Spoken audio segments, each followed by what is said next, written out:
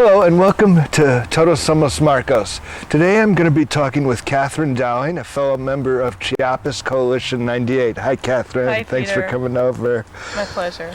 Well, we've both been working with this group in LA, which came together in late December last year as a response to the Acteal massacre. I think we were both involved with FZAP also, and but a lot of people who have been concerned about the situation in Chiapas the last few years came together because of that terrible massacre.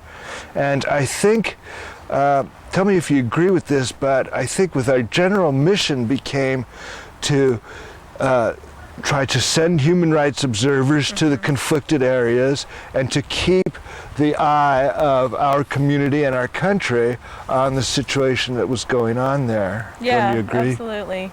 And I think as American citizens, we have a special concern in this because of how much our government sends military aid and military training down to the area. Yeah. Now, we participated in sending a delegation down immediately to try and scope out the situation, and then a delegation again in May that you were on, and you visited some of the refugee communities near to Acteal and in that area and formed an impression of what was going on there, right? Right. We specifically spent some time in a refugee camp named Polo.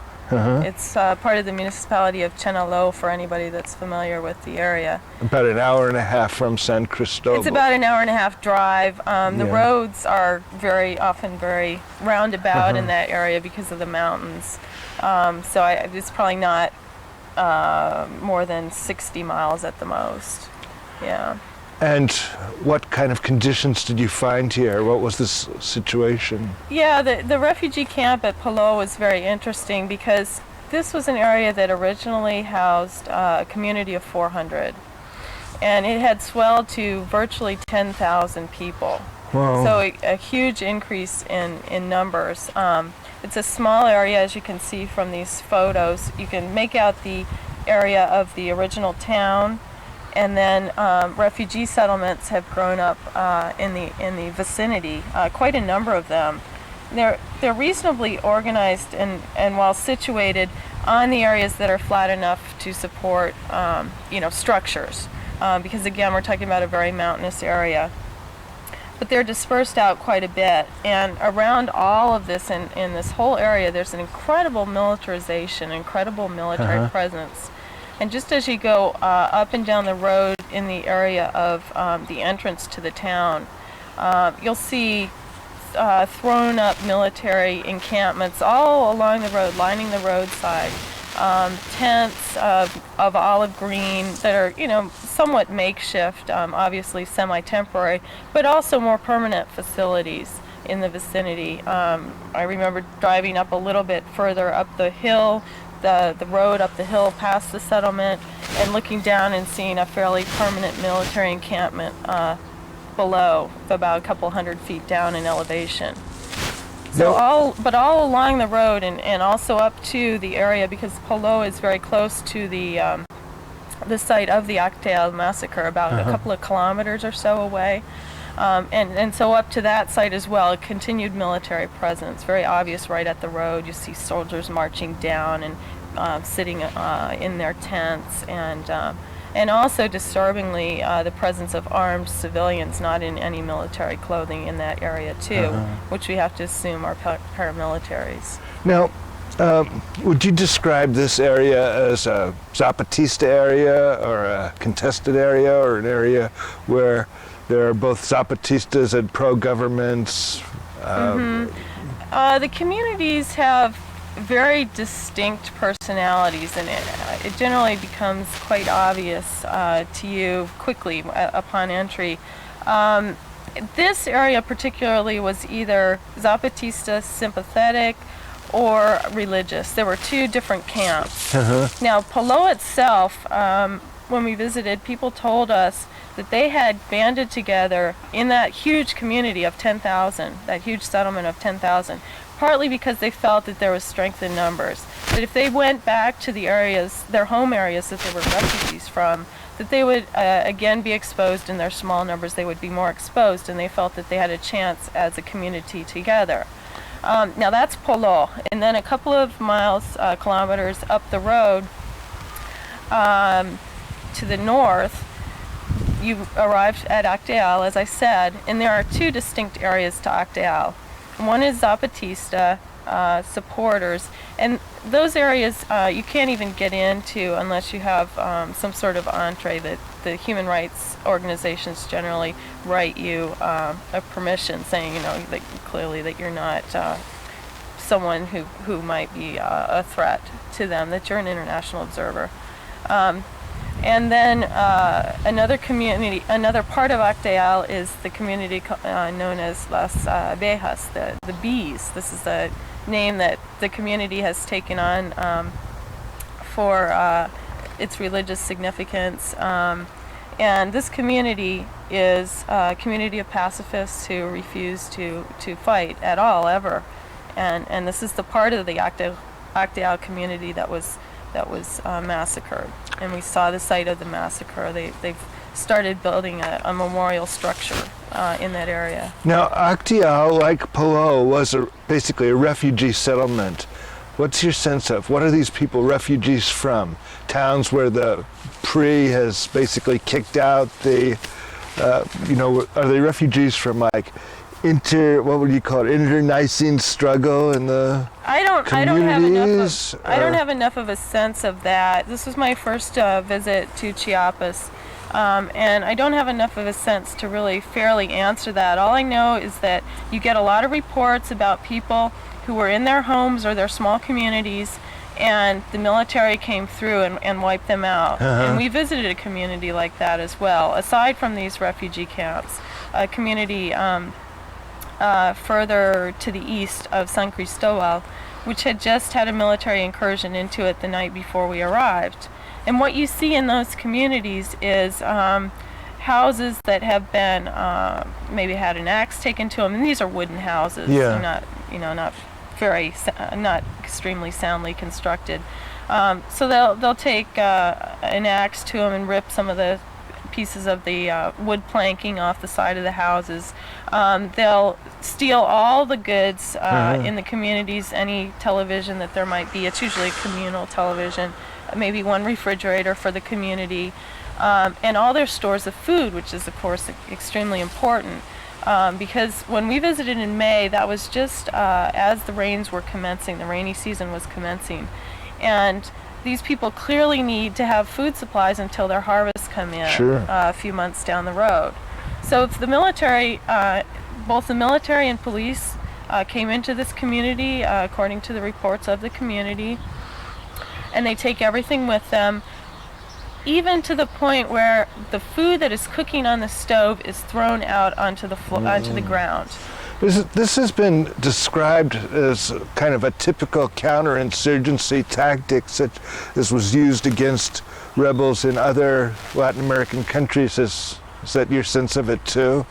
That they're just kind of trying to wear down the base of support for an insurgent group? I imagine that's the strategy, but we're talking here about civilians who are, not living in a military capacity. They're not identified as militaries or as rebels. We're talking about just clearly civilians, old people, children, who are clearly not, military operatives. So that's our concern from the human rights standpoint, that these people are being deprived even from one moment to the next. They don't know where their next meal is coming from, because even like I say, the food that was cooking on the stove for that night's dinner is gone. It's thrown on the ground. And sometimes this is armed military or police, and sometimes it's unattributable local paramilitary groups or something. Generally, when you go in, you interview people that have just suffered this kind of incursion. You hear reports of federales, the federal police. You hear reports of ejércitos, the army members, and they're distinguished by the different color of their uniforms. The army is in green, the police is in blue. And then you even hear reports of Ministry of Interior agents participating, and then always ubiquitously we hear that ununiformed armed civilians have participated as well. So generally it's a whole range of people that participate in these incursions, and oftentimes you wonder at the numbers, can they actually be true, because the victims will be reporting hundreds of agents and police and military in for a community of maybe, in this case it was 30 families. So it's really overwhelming presence. Well, I want to get in a little bit more to the actual conditions in the refugee camps. You're a scientist, you're an environmental toxicologist, right? Right. What is that? I sit on the faculty of Loma Linda University in the Department of Environmental Health. And my training is as an environmental toxicologist. My area of specialization is human exposure to toxins in the environment. But we have a broader concern, of course, to human health in general. Yeah. And so my trip to Chiapas, I could serve in that capacity as an environmental health specialist. And what did you find in a community of 400 that had suddenly expanded to 10,000? Yeah, well, you find, as you would expect, serious sanitation problems. Yeah. And a couple of these photographs we can refer to as well.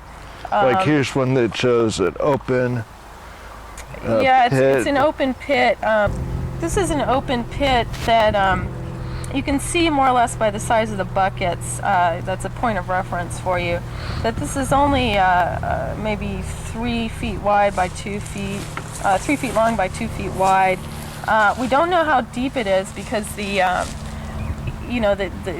density of the thickness of the mud, the grit in this water is very filthy water. So we can't really tell how deep it is. But we saw people assured us that the community was bathing in this water.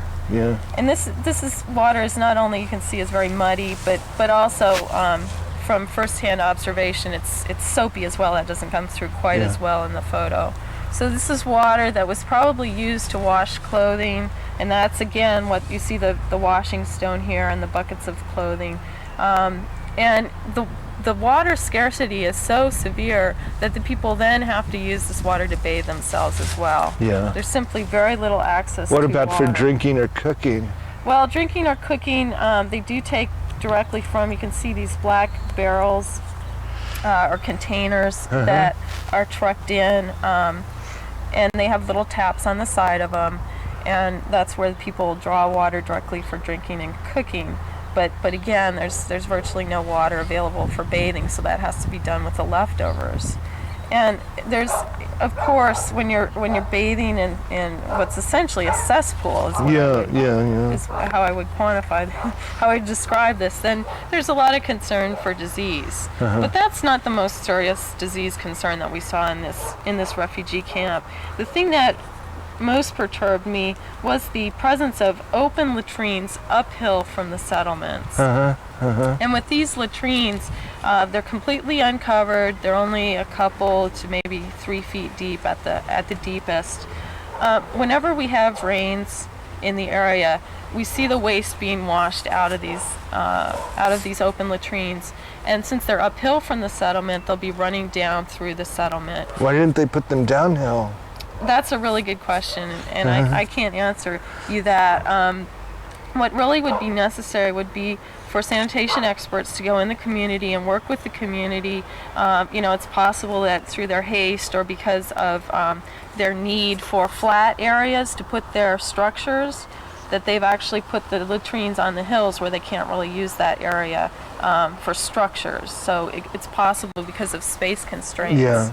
That's the reason that you see the latrines where they are. But you need somebody to go in and work with the people and identify other areas, possibly downhill from the settlement, and maybe explain how important that is.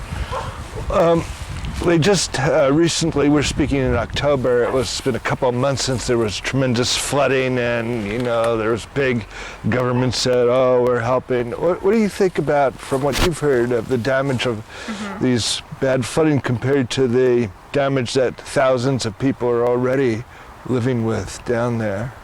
Makes it a lot worse, but... Yeah, it well, the flooding affected a lot more people than the few dozens of thousands of people that we see as in current refugee camps. So instead of maybe tens of thousands of people, we see hundreds of thousands of people affected with conditions that could mirror the problems that we'll see in these refugee camps, because people are aware that when there's flooding, generally any sort of sanitation or runoff systems are overwhelmed, and general flood water becomes contaminated with human waste and animal waste as well. So in this case, hundreds of thousands of people are affected by the flooding, and we'll see some of the same conditions that we would see in this very refugee camp because of human waste running through the settlement. Did you see, since that you were seeing health problems springing from this situation already? Now, what you generally don't see a problem in the dry season as much, because you don't have this washing of waste. I see, yeah. Okay, but what we expected in this refugee camp, and we saw, like I say, much more widespread because of the flooding, is very big problems with infectious diseases. And we have reports back from Chiapas, because of the extensive flooding that happened last month in September, that indeed there are cases of, and I have a whole list here, of hemorrhagic conjunctivitis, which is a serious form of pink eye infection, we know it as, a more serious form than what you see in children here. Cholera, everybody recognizes the importance of cholera. Dengue fever, malaria, skin diseases, respiratory infections, and diarrhea. The only thing that I would expect that I haven't actually received a report of is hepatitis. But I wouldn't be surprised if that's happening as well. Now, we already were seeing in the very first days, 1994, of the Zapatista uprising, I think the analysis was pointing out that something like 30,000 people a year in Chiapas were dying of easily treatable or preventable infectious diseases. So, right, two of the most important things that we can do for young children, and of course a lot of these mortality figures relate directly to infant mortality. Yeah, sure. The two of the most important things we can do is provide clean water so that we don't have the diarrheal illnesses that are so devastating to young children, and vaccinations. And it's very clear to me from my trip that people were not receiving basic medical attention, much less the sort of preventive measures that we need to ensure infant survival. Yeah. I want to get back to the importance of the international observers. Did you get a sense while you were there that the communities were dependent on that, or looking for something? Yeah, that's an interesting point to be made, that almost every community that we went to begged us for more international observers, more international presence. In some of the communities, there were internationalists, people who were actually living there to try to do what they could to maybe by their presence prevent military incursions, or if military incursions occurred, to document that problem. So communities were begging for more people to do that and more presence. But at the same time, unfortunately, the Mexican government was becoming much more restrictive on its visa requirements. That's right. And has required some really stringent things from international human rights observers, including 5 years of experience as human rights observers, members of human rights organizations that have status with the United Nations. So when you were there in May, you managed to get an FM3 visa through the Humanitarian Law Project? Right, yes, because I've been working with the Humanitarian Law Project for years. I serve on the Science Medical Commission. And so right in May, actually, as we were going to Chiapas, the Mexican government was in the process of changing the visa situation and requiring this more stringent visa application called the FM3. Yeah. And otherwise, they wouldn't let you into some of these areas that that it was important for you to see.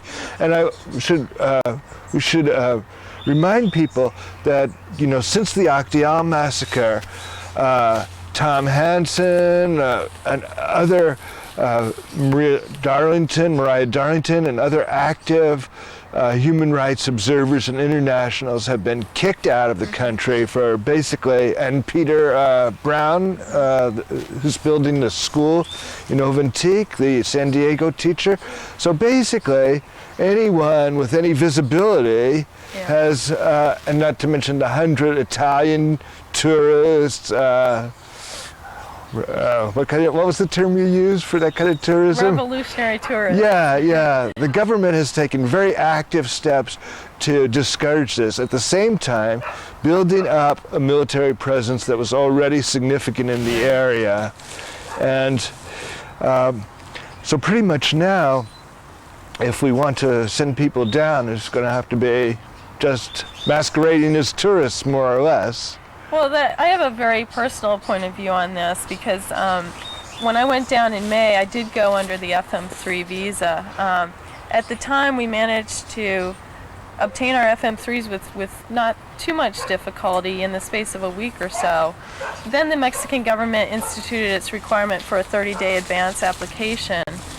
I made a reapplication to expand on my initial observations there. We wanted to do more work in the refugee camp, as I mentioned, maybe work with the people on how to improve their sanitation, and also do a little study, of the incidence of disease in that community. So we made a reapplication right as soon as we got back at the beginning of June to go in the beginning of July. And that visa was eventually approved, but not until mid-July, and of course it's difficult with your schedules to be able to rearrange your trips. So after the delay in July, then we rescheduled and made another application at the beginning of August, and I only just now at the beginning of October, 2 months later, received a response from the Mexican government. And they sent me a letter saying that I had to do all these extra points, 8 more points, to amplify, to expand my application, that they wanted the organization's bylaws translated into Spanish. Yeah. They want written proof of my previous experience as a human rights observer and scientist. They want letters of invitation from Mexican government officials, from Mexican academics, and from Mexican non-governmental organizations. Well, one of the basic tenets of human rights observation is you don't name your contacts, you don't name names of your sources, because that could compromise those individuals' safety. So for the Mexican government to ask us in advance for names of people is simply not something we would do as human rights observers. We consider that effectively the Mexican government, by the delays, by dragging its feet, by insisting that we do more and more documentation of our right to simply go there to observe, are effectively stymieing our ability to function as human rights observers in the country. And indeed, Amnesty International reported, Reuters news service reported on Friday that Amnesty International said, I'm quoting, Mexico had made no progress on human rights and instead seemed determined to hamper the work of international observers. Pierre Sané, who's Secretary General of Amnesty International, said that this is an attempt to kill the truth. We only have a few minutes left. I want to finish up by asking you, why you got interested in this issue and why you think it's important. I originally started working on environmental justice issues in the 1980s in Nicaragua.